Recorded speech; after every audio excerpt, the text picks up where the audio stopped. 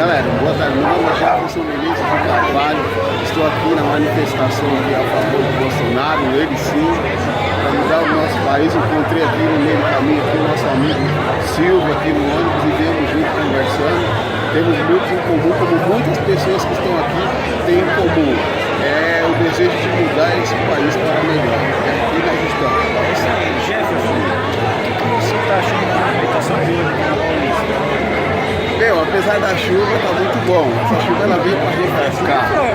O intuito da chuva veio para querer desanimar, fazer com que a população fosse embora. Mas pelo contrário, isso mostra que nós somos determinados e queremos um país melhor, um país diferente para nós e para os nossos filhos. É isso aí, Jefferson. Maravilha. É isso aí. Né?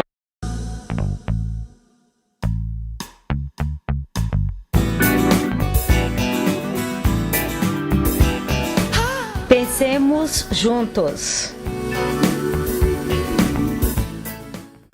Domingo agora, estivemos lá na Paulista, vocês viram aí, eu e o Jefferson tomamos uma chuva, cheguei em casa encharcado, mas nada disso realmente é importante.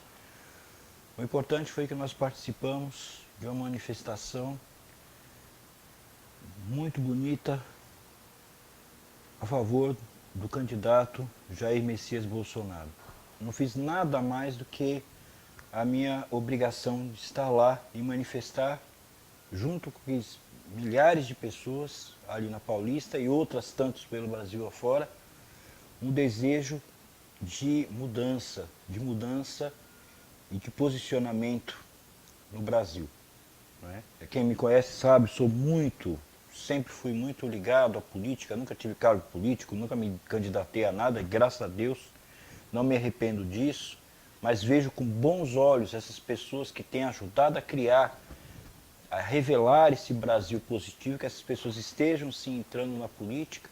A minha contribuição é outra. Eu não tenho dúvida nenhuma de que o Bolsonaro vai ganhar essa eleição, muito bem ganha, no primeiro turno. Agora a outra pergunta, e essa realmente é complicada, é se ele vai levar. Aí é uma coisa realmente muito mais complicada.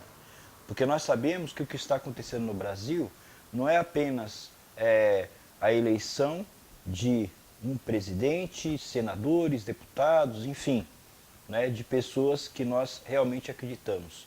Mas é uma mudança de paradigma, é uma mudança de sistema. E nós sabemos que esse sistema ele já não é de agora, vem trabalhando pesado. Basta você ver o recente atentado contra o Bolsonaro e aí vocês vão perceber que essa turma do lado de lá, eles não estão como nunca estiveram para brincadeira. Então, o que eu posso dizer é que nessa manifestação que foi maravilhosa, onde nós vimos ali mulheres e homens, crianças, muitas crianças participando, aquela multidão, não vi um policial, sei que existia policiamento, eu sinceramente não vi policial em lugar algum. Né? Foi uma manifestação pacífica, ordeira, e ali estavam crianças, mulheres, negros e brancos, homossexuais e heterossexuais, uma festa da democracia, uma festa do povo brasileiro, uma festa de determinação, de garra e de alegria. Um clima bom, gostoso, agradável, tudo em paz, isso é uma coisa muito positiva. Isso mostra que o país está realmente alcançando um outro patamar, um patamar de dignidade, de vontade, em que as pessoas estão percebendo que não adianta ficar em casa e ficar reclamando das coisas. Nós temos, eu como cidadão, você como cidadão, como cidadã, você tem que participar. Eu tenho ouvido as pessoas falando que as instituições no Brasil estão em crise. Eu discordo totalmente. As instituições no Brasil, elas não estão em crise, elas estão sendo testadas.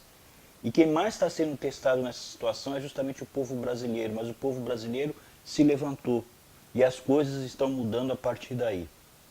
Uma coisa que eu percebi, e isso realmente me deixa um pouco preocupado, é que mesmo aquela multidão, aquelas pessoas, milhares de pessoas, eu não sei, 1 milhão, 1,5 milhões, 2 milhões, eu não sei, e isso na verdade não é o importante, né?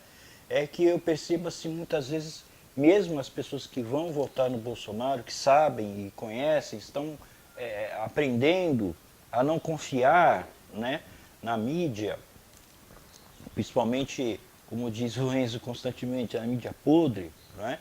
Essas pessoas, eu percebo que falta ainda uma profundidade maior, entendimento do que realmente está acontecendo no Brasil e o que está acontecendo no mundo. Em 1989, quando caiu o famoso Muro de Berlim, houve aquela alegria, aquela festa, aquela celebração. O muro, que era o muro da divisão, era o muro da intolerância, aquele muro veio abaixo em 1989. Ali, nesse período, nós vimos o final do comunismo, ali onde foi nomeado, né, foi dado esse nome pelo Winston Churchill, a cortina de ferro. Então nós vimos o comunismo acabar.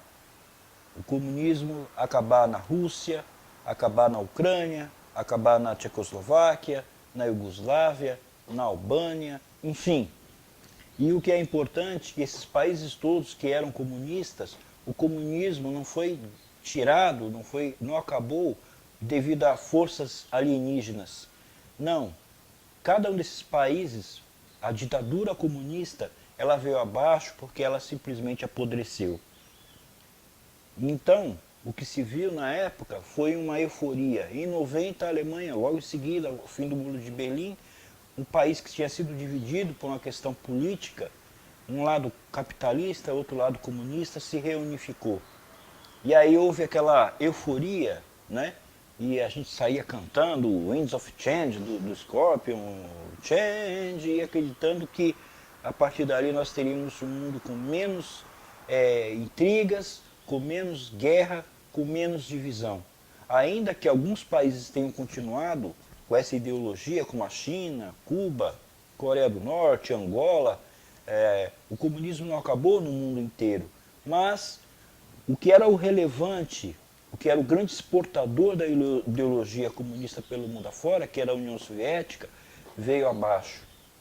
E aí, o mundo ocidental, o mundo de pessoas, a direita principalmente, cometeu um erro crasso.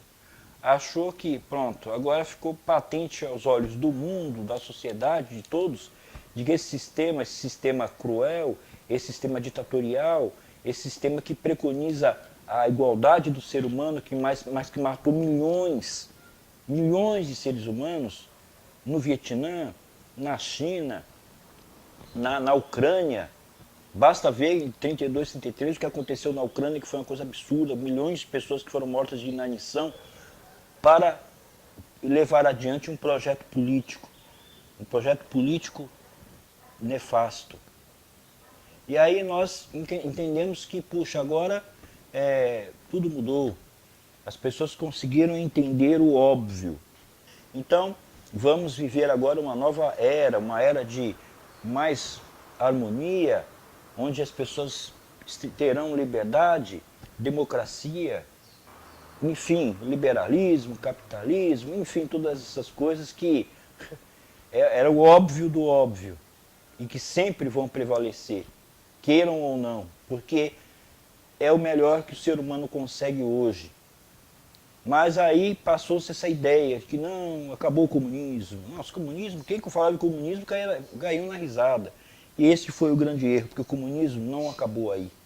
Então, se as ideias de Marx, as ideias de Lenin, Stalin, Mao Tse-tung viraram coisa do passado, nós temos que entender que o comunismo, o marxismo, ele se reinventou. Ou seja, a goleada tomada não foi suficiente para que eles desistissem de suas ideias nefastas. Não. E aí surge um outro discurso, diferente do anterior. Aí nós começamos a ver outros nomes surgindo no horizonte. Marcuse, Gramsci e assim por diante. Então, muda-se o panorama, muda-se a estratégia. Então agora não se fala mais de revolução, de arma, de guerra, nada disso. A revolução comunista, o ideal comunista, ele continua em marcha, só que através de outras estratégias. Agora a estratégia é outra. A estratégia não é usar o tanque, mas usar os livros, deturpar a história, deturpar a mente das pessoas,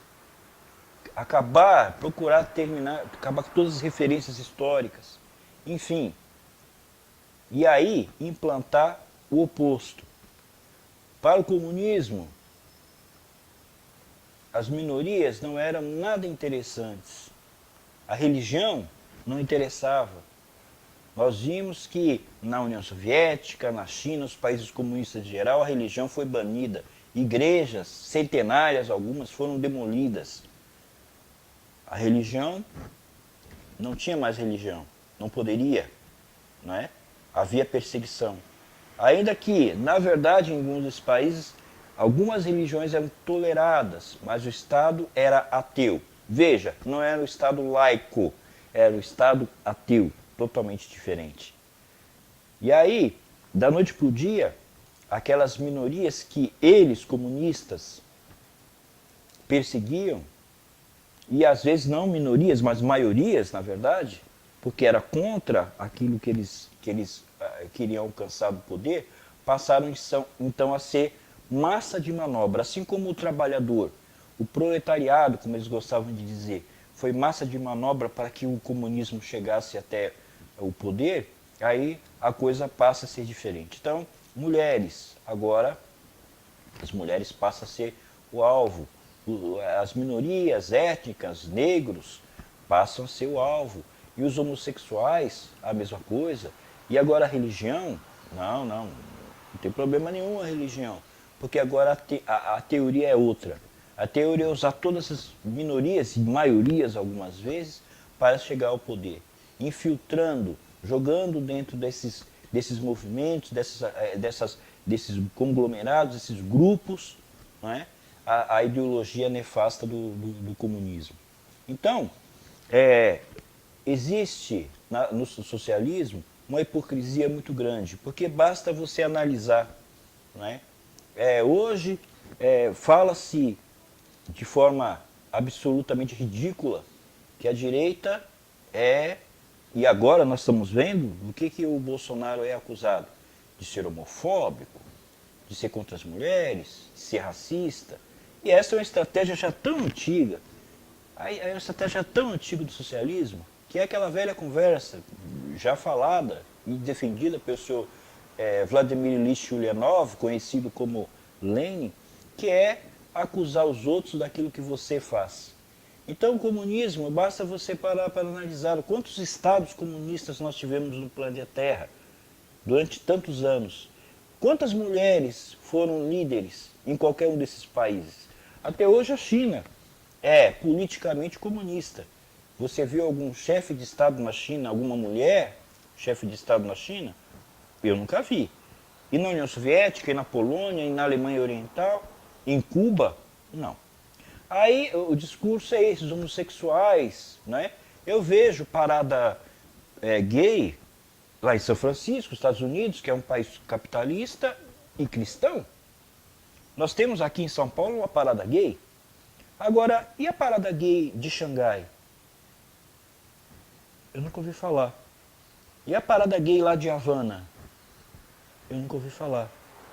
Então, vocês podem perceber que esse discurso ele não bate com a realidade. E agora,